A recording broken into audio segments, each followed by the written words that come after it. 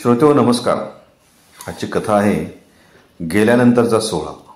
ही कथा मला डॉक्टर अभिजित सोनवणे, जे रस्त्यावरील पदपथावरील भिकाऱ्यांसाठी औषधोपचाराचा पूर्ण खर्च करतात आणि मोफत औषधोपचार देतात, आणि त्यांची सोहम ट्रस्ट ही संस्था आहे, त्यांच्याकडून ही कथा प्राप्त झाली आहे. गेल्यानंतरचा सोहळा.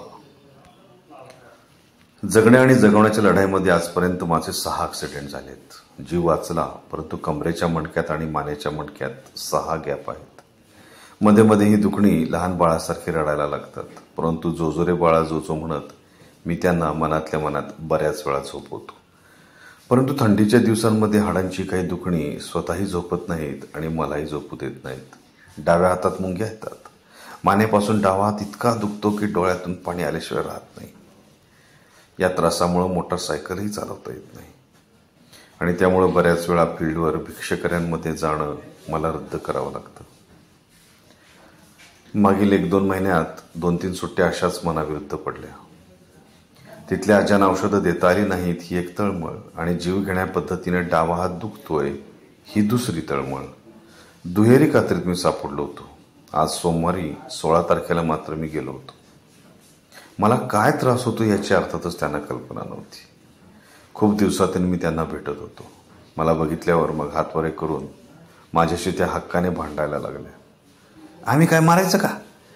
तू काय स्वतःच्या मालाचा मालक आहे वय? तुला काय लाज बीज आहे का?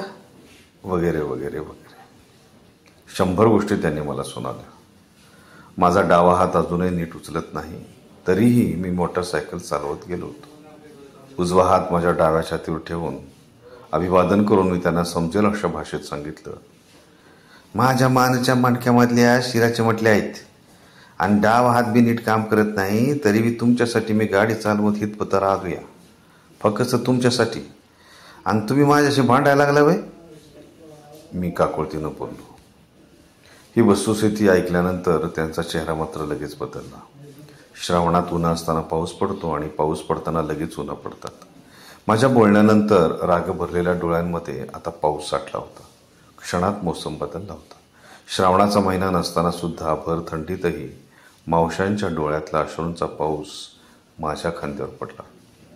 एकीनं खांदा चोळला, एकीनं डावा हातात घेऊन त्याला मालिश केलं, एकीनं डोक्यावर हात ठेवून आलाबला काढली. साधा भीक मागणाऱ्या लोकांचा डॉक्टर मी, पण माझ्या लोकांनी आज मला एखादा राजकुमार असल्याचा फील दिला होता. मी आपला सहज बोलून गेलो. 1 महिना नाही आलो तर इतकं बोलताय, आणि जर मी मेलो बिलो आणि कधी आलोच नाही तर काय कराल? या वाक्यानं त्यांचा बांध फुटला. श्रावणानं पुन्हा मोसम बदलला. एक रडायला लागली. डॉक्टराला मरा नको देऊ म्हणून तिनं मंदिरापुढं अश्रूंचा अभिषेक केला. एकीनं रडत देवाला कौल लावला. एकाची रडत देवाशी चक्क भांडायला लागली. डॉक्टरच्या मणक्यात गॅप दिल्याबद्दल ती त्याला दोष देत होती. मी भारावून गेलो. माझ्या डोळ्यात पाणी आलं होतं. मला खूप पूर्वी वाटायचं, आपण मेल्यावर आपल्यासाठी कोणी मनापासून रडेल का? आपण मेल्यावर आपल्यासाठी कोण रडतंय हे पाहायची काही सोय आहे का? आता प्रसंग पाहिल्यानंतर माझ्या मृत्यूमागं कोण कोण रडणार आहे याची माझ्या मनात नोंद झाली होती. मेल्यावर माझ्या माघारी रडणारी माणसं आज मी माझ्या जिवंतपणी पाहिली होती. पण जाणीव झाली, आपण मेल्यावर आपल्या मागं ज्यानं रडावं असं आपल्याला वाटत असेल त्याला आपल्या जिवंतपणी हसवावं लागतं. It's damped reality. असो, मी माझ्या व्याख्यानात नेहमी म्हणतो, आपल्याला जेव्हा काहीतरी दुखतंय, खुपतंय, त्यावेळी आपल्याला वेदना होतात आणि आपल्या डोळ्यातून पाणी येतं.